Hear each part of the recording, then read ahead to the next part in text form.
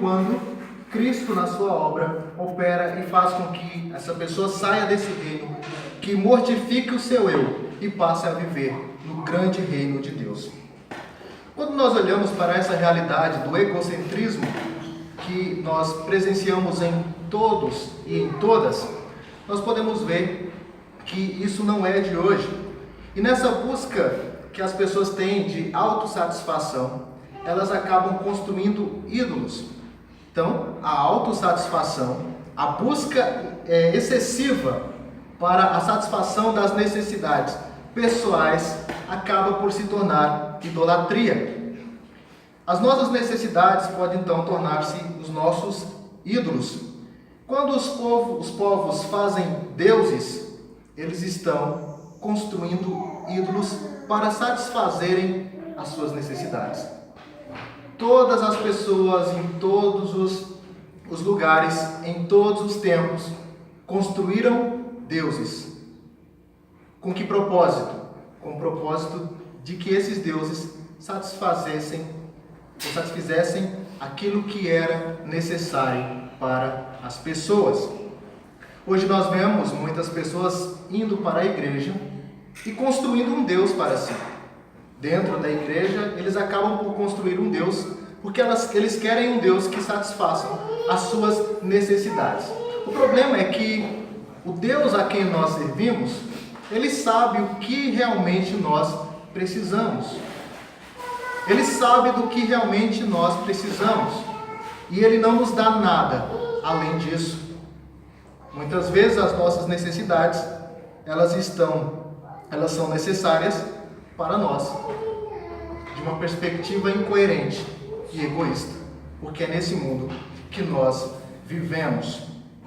As Escrituras nos orientam, então, diante das necessidades que todos nós passamos, de tudo aquilo que precisarmos, nós temos algo a fazer. O que é? Buscar o reino de Deus. Não o reino do eu, mas buscar o reino de Deus e a sua justiça. E as outras coisas? Deus acrescenta, Ele dá no tempo certo. Porque a nossa satisfação não deve estar em nós mesmos, mas em Deus. Nós devemos buscar uma plena satisfação em Deus. Hoje nós veremos como Jesus cuida do seu povo, cuida do seu rebanho, satisfazendo aquilo que realmente é necessário no texto de Marcos capítulo 6, de 30 a 44. Acompanhe comigo. Voltaram os apóstolos à presença de Jesus e lhe relataram tudo quanto haviam feito e ensinado. E ele lhes disse: vinde repousar um pouco à parte no lugar deserto, porque eles não tinham tempo nem para comer, visto serem numerosos os que iam e vinham. Então foram sós no barco para um lugar solitário. Muitos, porém, os viram partir e, reconhecendo-os, correram para lá, a pé, de todas as cidades, e chegaram antes deles. Ao desembarcar, viu Jesus uma grande multidão e compadeceu-se deles, porque eram como ovelhas que não têm pastor, e passou a ensinar-lhes muitas coisas. Em declinando a tarde, vieram os discípulos a Jesus e lhe disseram: é deserto este lugar, e já avançada a hora. Despede-os para que, passando pelos campos ao redor e pelas aldeias, comprem para si o que comer.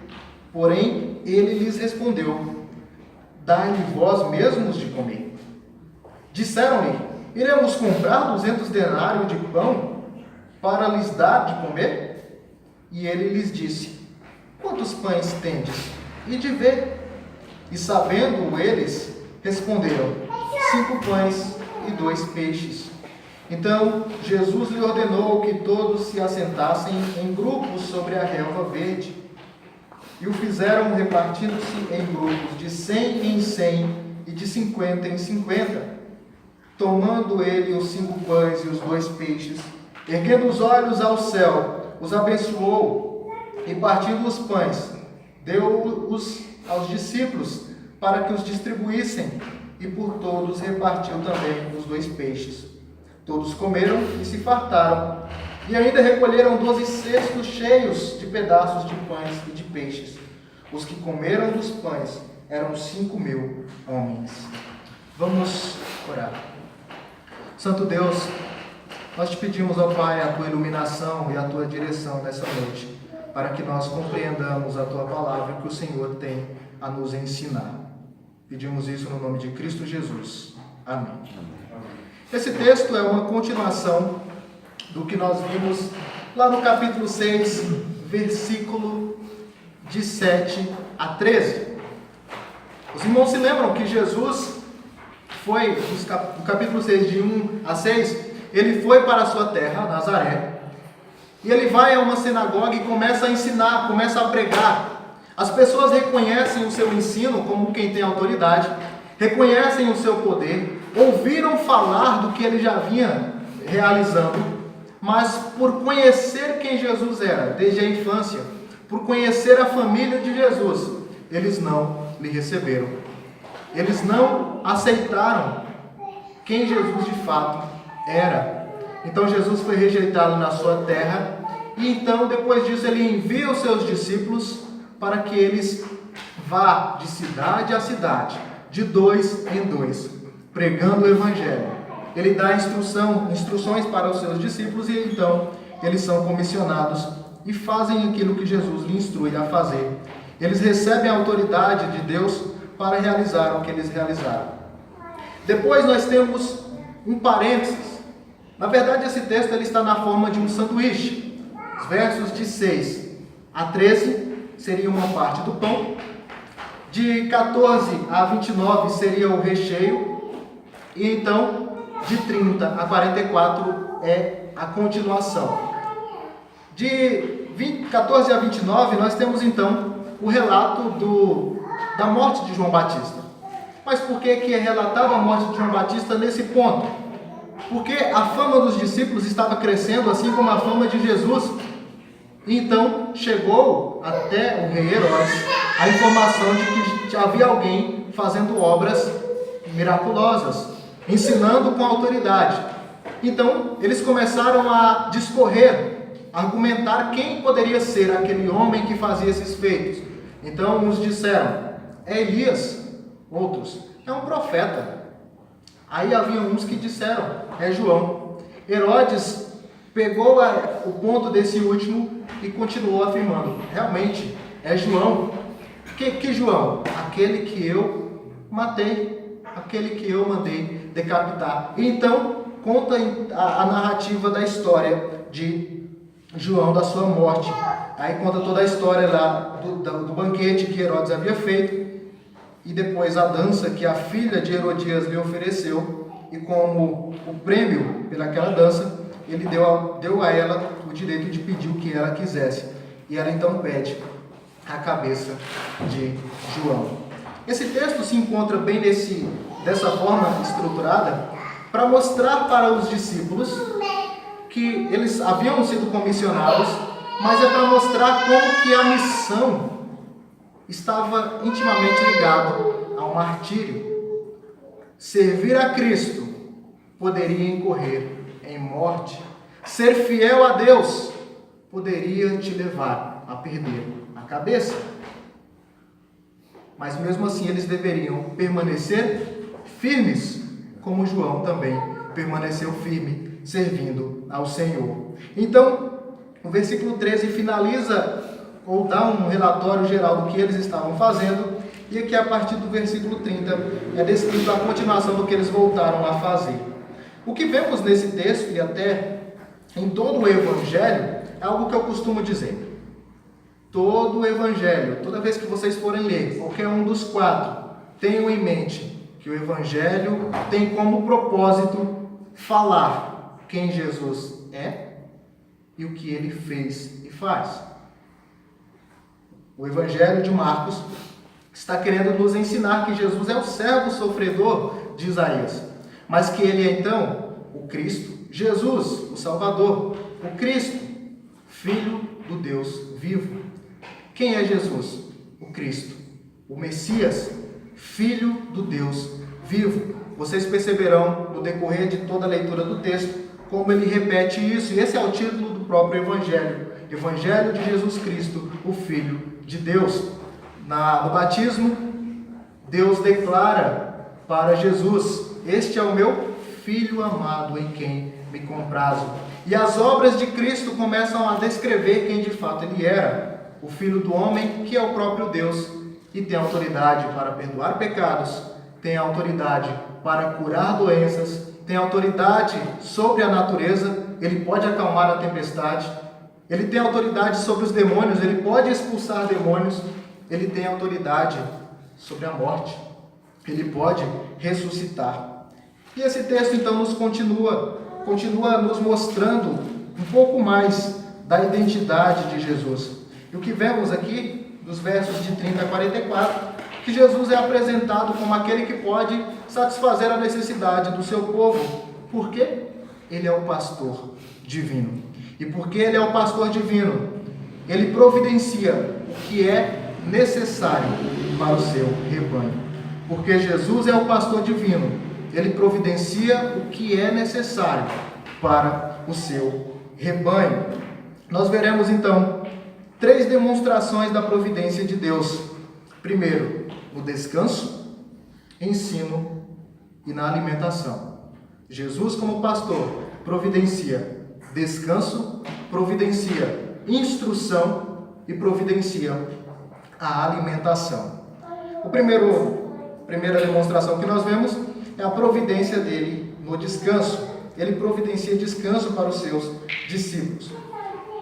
O texto então nos mostra a conclusão da missão dos discípulos. Voltaram os apóstolos à presença de Jesus. A expressão melhor aqui para o voltaram seria a ideia de ser reunidos ou ser convocados. A nossa tradução colocou como voltaram porque, de fato, para se reunirem em torno de Jesus, eles precisavam voltar. Os irmãos se lembram que foram de 2 em 2, eles se espalharam para pregar o Evangelho, então agora eles se reúnem novamente à presença de Jesus. Eles foram convocados a se reunirem com Cristo. Outra expressão similar que aparece nos textos, encontra-se lá em Mateus, quando Herodes, os irmãos se lembram que aparecem alguns reis, buscando Jesus, buscando saber onde é que ele haveria de nascer. Herodes, então, ele convoca e reúne todos os líderes espirituais, todos aqueles que tinham conhecimento, ele convoca esses, reúne, para que esses deem informação de onde Jesus haveria de nascer. A expressão é a mesma, reunir, ser convocado para se reunir. É a mesma ideia que aparece quando João vai dizer sobre Jesus que ele era aquele que batizava com o Espírito Santo e com fogo, que na consumação ele haveria de recolher e reunir num celeiro o trigo e a palha seria lançada no fogo. Então eles se reuniram de novo à presença de Jesus. E o que é que eles fizeram diante disso? Eles relataram tudo quanto haviam feito e ensinado. Voltaram à presença de Cristo para relatar tudo o que fizeram e ensinaram. Um pouco disso está lá no versículo 12 e 13. Pois eles saíram e pregavam ao povo o quê? Que se arrependesse. A mesma mensagem que João Batista pregou, a mesma mensagem que Jesus pregou, eles também estavam pregando.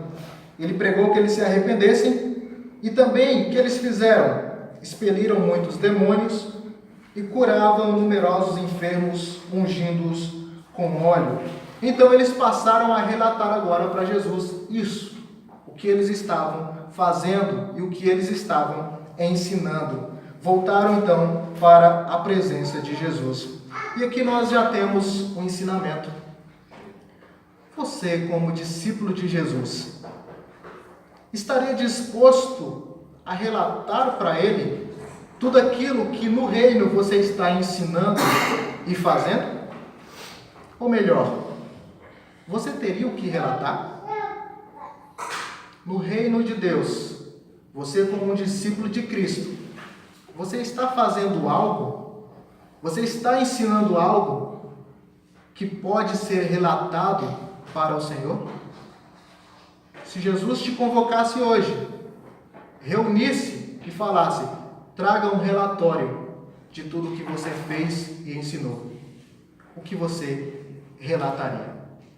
Isso é algo interessante para que nós pensemos e, ao pensar, tomar as medidas necessárias para um melhor aproveitamento, para um melhor desenvolvimento do nosso ministério nesse reino de Deus. Precisamos então refletir sobre o nosso trabalho, precisamos então olhar que somos chamados para trabalhar nesse reino. E precisamos ter em mente que Deus nos deu dons e Ele quer que nós desenvolvamos. Quando Ele voltar, Ele vai te chamar de servo bom e fiel ou de servo infiel? Nós precisamos desenvolver os talentos que o Senhor tem nos dado para a expansão do seu reino. Nós precisamos desenvolver aquilo que Ele nos outorgou. O texto nos mostra então que depois deles terem relatado o que estavam fazendo, terem passado ou dado um relatório do seu ministério, Jesus olha para eles e já identifica uma necessidade que eles tinham, que era o descanso. E Jesus diz no versículo 31, vinde repousar um pouco à parte, num lugar deserto. Vinde repousar um pouco, vinde descansar. Nós olhamos aqui que o Senhor está tratando os seus discípulos agora como um pastor. Os discípulos estavam trabalhando, eles estavam pastoreando, ele estava cuidando de pessoas. Mas agora eles também precisavam ser cuidados.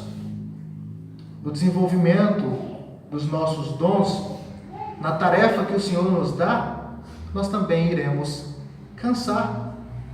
E o Senhor nos chama para descansar. Ele nos chama para ir para um lugar deserto, descansar ou ter um momento de refrigério.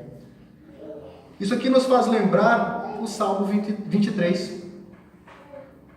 No Salmo 23, quando é descrito que Yahvé é o nosso pastor, e porque Ele é o nosso pastor, nada nos faltará, nós encontramos essa ideia de que um pastor providencia descanso para as suas ovelhas.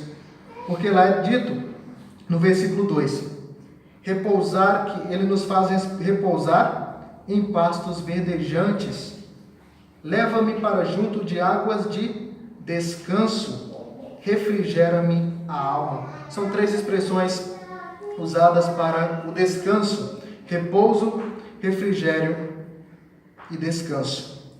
Jesus, como bom pastor, chama os seus discípulos para descansarem. E essa ideia de descansar num lugar deserto é vista dentro desse evangelho e também em outras partes da Escritura. Lá no capítulo 1, versículo 35, depois de Jesus ter curado a sogra de Pedro, ter feito vários outros milagres, porque as pessoas traziam os enfermos à porta da casa, ele vai descansar e acorda alta madrugada. E o que é que ele vai fazer? Ele não vai abrir a geladeira para comer alguma coisa. Ele vai para um lugar deserto, orar. Nós também vemos isso, veremos mais à frente, lá no versículo 46, depois de Jesus ter feito todo o milagre, de ter instruído aquela multidão, ele vai subir ao monte, que era um lugar deserto, para fazer o quê? Orar. No capítulo 9, de 2 a 8, é descrito a transfiguração. Jesus, ele tem esse momento de transfiguração, ele leva 3 dos seus discípulos e ele vai para um lugar deserto. Também podemos ter referência a isso no Getsemane, quando Jesus vai novamente com 3 de seus discípulos para um lugar deserto para orar. Essa era a atitude que Jesus tinha, profunda oração, no ministério ou na nossa vida como servos e discípulos de Cristo. Nós precisamos de descanso em lugares muitas vezes solitários, e nós precisamos orar precisamos da instrução do Senhor. A imagem de descanso é bem recorrente em toda a Escritura. Nós podemos olhar que o Senhor já instituiu um dia para o descanso. E Ele fez isso para que o homem trabalhasse 6 dias, mas tivesse um dia específico para o seu descanso. Nós vemos também essa figura sendo descrita com Moisés e Josué. Quando o povo sai do Êxodo, eles vão pelo deserto, buscando lugar de descanso. Eles vão buscar a terra de Canaã, que era descrita como essa cidade do descanso. Josué, que substitui ou fica no lugar de Moisés, ele também agora encaminha as pessoas para entrarem na terra do descanso. Mas ele não entra na terra do descanso de forma perfeita. Então os profetas apontam para algo que seria realizado na frente, quando o verdadeiro libertador, o verdadeiro salvador da pátria, ou de Israel, este haveria de trazer descanso, de trazer o ano aceitável, de trazer o ano sabático do Senhor. Isso é o que é descrito lá em Isaías 61, de 1 a 3. O texto que Jesus usa na sinagoga de Nazaré, quando ele recebe o rolo de Isaías, então ele diz que se cumpriu a profecia. O que era descrito ali? Que o Messias, aquele que era o verdadeiro libertador do segundo êxodo, ele haveria de vir e libertar os cativos, curar os doentes, trazer o ano aceitável do Senhor, trazer o ano do descanso. Dessa forma, esse descanso apontava também para o descanso final, que o povo de Deus desfrutaria ou desfrutará na consumação. Assim sendo, ninguém melhor do que Cristo para providenciar descanso para os seus, pois Ele é o de fato o libertador. E Ele já havia dito isso para os seus. Aqueles que estivessem cansados, sobrecarregados, eles deveriam ir a Cristo, porque Cristo providencia o descanso. Ele alivia os nossos pesos e as nossas sobrecargas, pois o jugo do Senhor é leve, diferente de qualquer outro jugo que possa existir. A razão então é que Jesus sugere aos seus discípulos que, para irem com Ele, descansar. E Ele então, nós poderíamos perguntar, mas por que eles precisavam descansar? Por que eles precisavam desse descanso? Será que esse ministério foi tão corrido? Será que essa comissão, essa missão que eles tiveram foi tão corrida? E o texto nos diz que sim, foi muito corrido. Por quê que eles então precisavam descansar? Veja comigo a sequência do versículo 31. Porque eles não tinham tempo nem para comer. Estava corrido. Não estava fácil, não. Eles precisavam descansar um pouco. Jesus também, em um determinado momento, diante da multidão, diante de operar o que ele deveria fazer, ou ensinar e curar muitas pessoas, ele também fica sem tempo para comer. Alguém vai, algum fofoqueiro, foi lá para Nazaré contar para a família dele que ele estava sem comer. Então a família dele falou, está ficando um pouco louco, eu acho. Ele está fora de si. Então eles descem para Jerusalém, descem para Cafarnaum, melhor dizendo, para tentar prender Jesus, porque ele estava ficando louco, porque ele estava sem comer. Só que Jesus já havia dito que ele tinha uma comida muito melhor, muito maior, e essa comida era fazer a vontade do meu Pai. É isso que ele diz quando os seus discípulos trazem o alimento depois dele ter tido um diálogo com a mulher samaritana, lá no capítulo 4 de João. Então os discípulos estavam, de certa forma, refletindo o ministério de Cristo. A obra era tão importante que eles não estavam tendo tempo para comer. O que era mais importante era fazer a vontade de Deus. Visto serem numerosos os que iam e vinham. A ideia é que muitas pessoas vieram ao encontro deles. O seu ministério, ao que parece, foi bem desenvolvido, que essas pessoas não eram poucas, de várias cidades, estavam vindo e indo procurando instrução e alimentação. Mas então Jesus chama-os para saírem de onde eles estavam e descansar um pouco. Só que esse descanso foi uma espécie de cruzeiro. Eles entram num barco, eles descansam por um tempo, mas quando ele chega do outro lado, não vai ter mais descanso. Mas aqui nós aprendemos uma grande lição. O descanso não é meramente você ficar sentado ou deitado. Vocês já ficaram cansados de dormir? Aí você acorda e fala, estou cansado de dormir. O que você vai fazer? Eu vou dormir de novo. Ficar parado não é bem uma forma de descanso, a melhor forma possível. Nós temos o horário de dormir, tudo bem, mas se você passa desse tempo, você já começa a sentir dores. O seu corpo não está acostumado, ele não foi preparado para isso. Quando você descansa demais, você vai gerar algum problema. Por isso que Deus só deu um dia de descanso para nós. Mas se tiver mais, pode aproveitar. Mas aproveite da melhor forma possível. Por que Ele nos deu então um dia de descanso? Não era para os israelitas irem dormir e ficar o dia inteiro dormindo. Não. Era um dia de consagração. Esse descanso não era apenas do corpo, mas era de corpo e alma. Jesus providencia isso. Vocês pararam para ver como que eles iam descansar ou com quem que eles estavam indo descansar? Eles estavam num barco, provavelmente aquele barco que ele mandou preparar para fugir da multidão, porque a multidão sempre o apertava. Mas quem estava no barco com os discípulos era Jesus. Se você quer descansar de verdade, quer aproveitar de verdade um dia de descanso, descanse na presença de Deus. Por isso que nós temos o culto no dia do Senhor.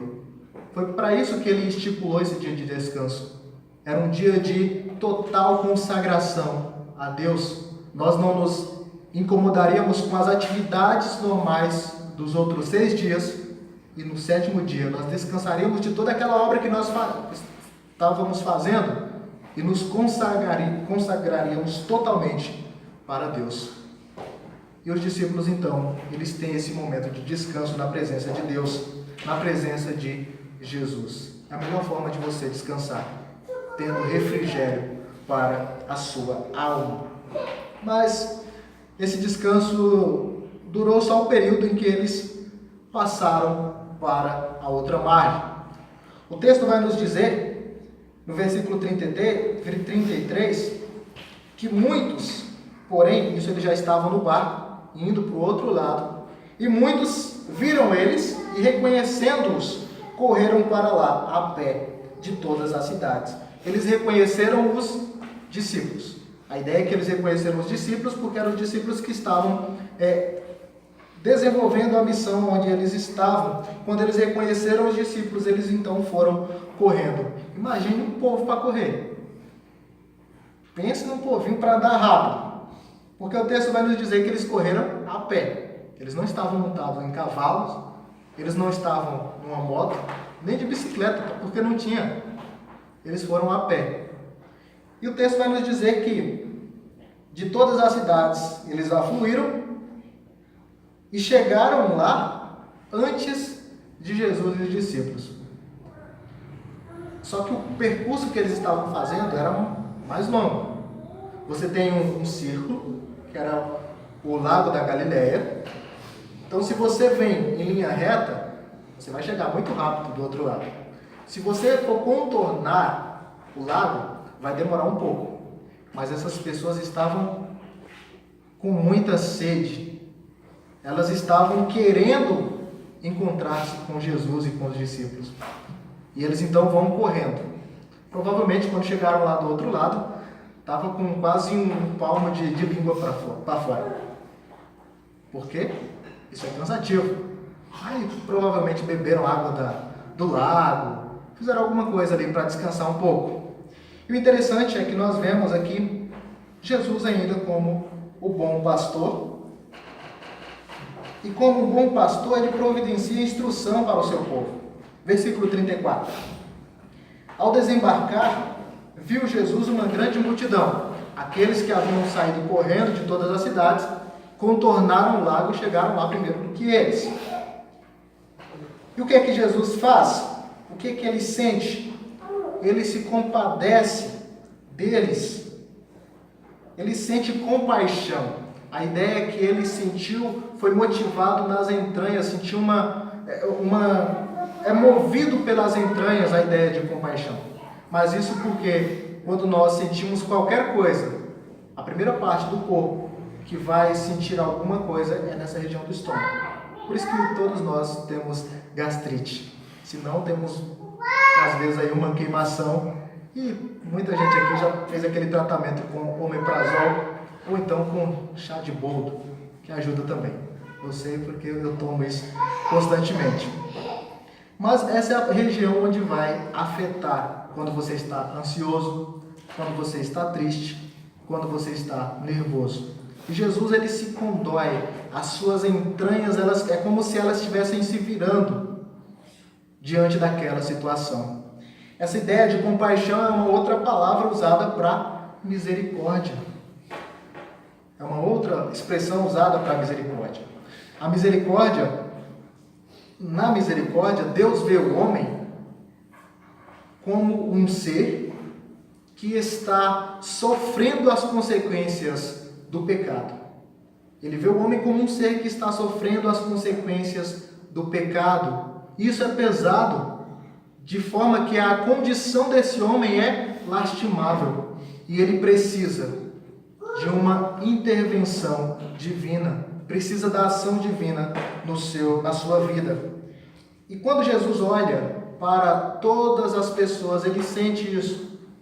Apesar de que a sua obra é mais eficaz, ou é eficaz, não é bem eficaz em todas, ou melhor, é eficaz naqueles que ele preparou para que fosse. Mas mesmo assim ele se compadece, ele sente misericórdia.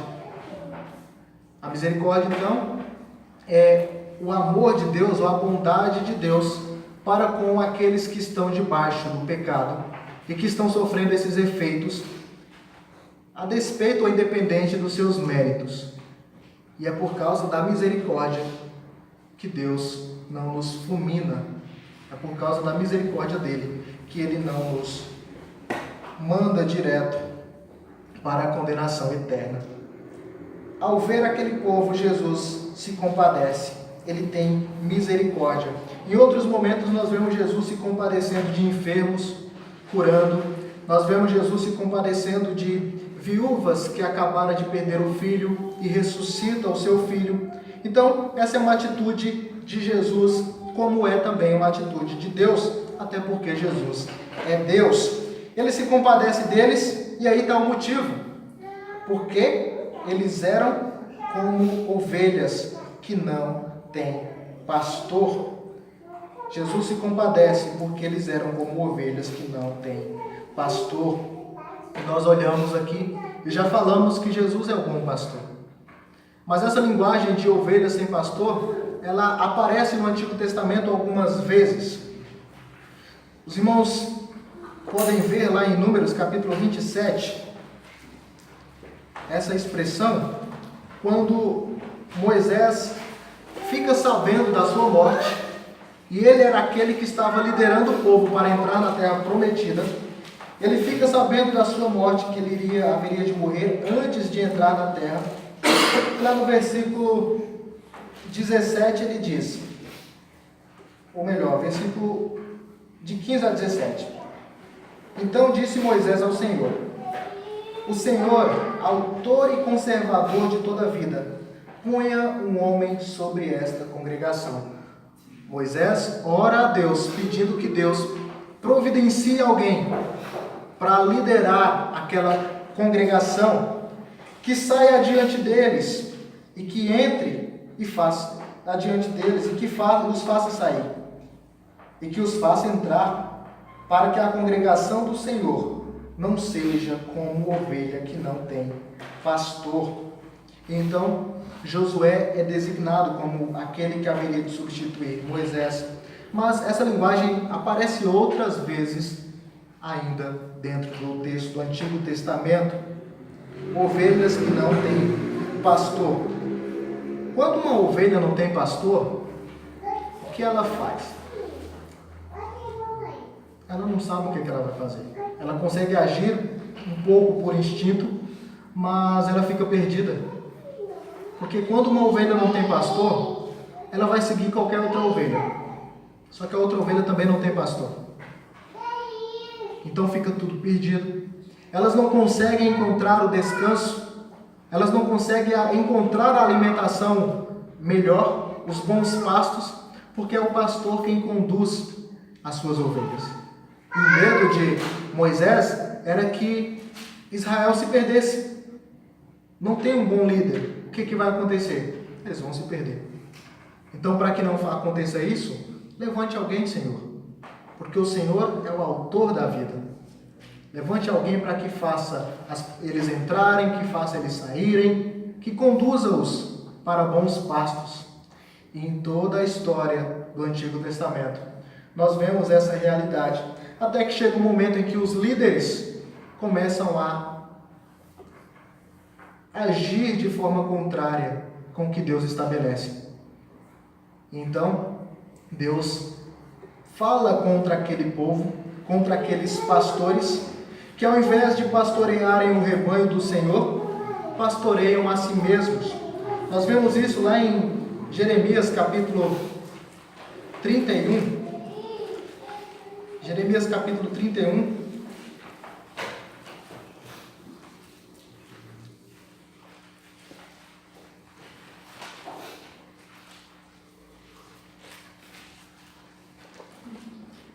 Versículo 10. Ouvi a palavra do Senhor a nações e anunciai nas terras longínquas do mar e dizei: aquele que espalhou a Israel o congregará e o guardará como pastor ao seu rebanho. Aqui ele está falando sobre aquele que Deus haveria de levantar, porque os pastores de Israel estavam pastoreando a si mesmos, estava levando o povo à destruição. Ainda no mesmo período, nós temos Ezequiel falando a mesma realidade lá no capítulo 34, quando ele profetiza contra os pastores infiéis de Israel, mas ele fala que vai levantar alguém, vai levantar um bom pastor. Veja comigo o versículo 7. Ou melhor, o versículo 6, que já nos mostra um pouco dessa realidade. As minhas ovelhas andam desgarradas por todos os montes e por todo elevado outeiro. As minhas ovelhas andam espalhadas por toda a terra, sem haver quem as procure ou quem as busque. Portanto, ó pastores, ouvi a palavra do Senhor. Tão certo como eu vivo, diz o Senhor Deus, visto que as minhas ovelhas foram entregues à rapina e se tornaram pasto para todas as feras do campo, por não haver pastor, e que os meus pastores não procuram as minhas ovelhas, pois se apacentam a si mesmos, e não apacentam as minhas ovelhas. Portanto, ó pastores, ouvi a palavra do Senhor. Assim diz o Senhor Deus: eis que eu estou contra os pastores, e dele demandarei as minhas ovelhas, porém termo no seu pastoreio, e não se apacentarão mais a si mesmos. Livrarei as minhas ovelhas da sua boca, para que já não lhes sirva de pasto. Então, ele profetiza contra os pastores de Israel e fala o que haveria de fazer futuramente, pois o Senhor mesmo cuidará do seu rebanho. Versículo 11. Porque assim diz o Senhor Deus: eis que eu mesmo procurarei as minhas ovelhas e as buscarei. Como o pastor busca o seu rebanho no dia em que encontra ovelhas dispersas, assim buscarei as minhas ovelhas, livrá-las-ei de todos os lugares para onde forem espalhadas no dia das nuvens e escuridão. Então, tirá-las-ei dos povos e congregarei dos diversos países e as introduzirei na sua terra. Versículo 14.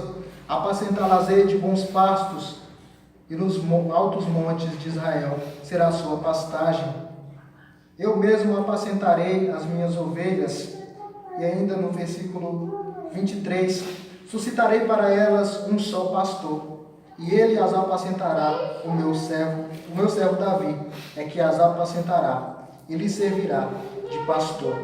Tudo isso apontando para aquele que haveria de liderar o povo, porque elas estavam sem pastor, e estava apontando aqui para Cristo. Essa é uma das identidades de Cristo, o pastor divino ou o pastor messiânico. Ele olha para aquelas pessoas, se condói, se compadece delas e passa então a ensiná-las, a conduzi-las. E o texto de Mateus, paralelo, vai dizer que o seu ensino era com respeito ao reino de Deus. Então, Jesus, como um bom pastor, providencia descanso para o seu rebanho e também providencia a instrução. No Evangelho de João, ele também se nomeia como o bom pastor. E como bom pastor, ele dá a sua vida pelas suas ovelhas. Como bom pastor, ele conduz as suas ovelhas para pastos que sejam bons. E as suas ovelhas conhecem a voz do seu pastor. Ele passa a ensinar aquela multidão, mas nem todos daquela multidão haveriam de se converter e se voltar para o Senhor. Mas ele diz que apenas as suas ovelhas ouvem a sua voz. E é essas que ele passa então a conduzir. Então Jesus passa a ensinar ali de forma bem longa. Nós não temos o conteúdo do ensino, mas havia só uma preparação para o que haveria de acontecer. Na sequência, versículo 35. Em declinando a tarde, vieram os discípulos a Jesus e lhes disseram: é deserto este lugar e já avançada a hora.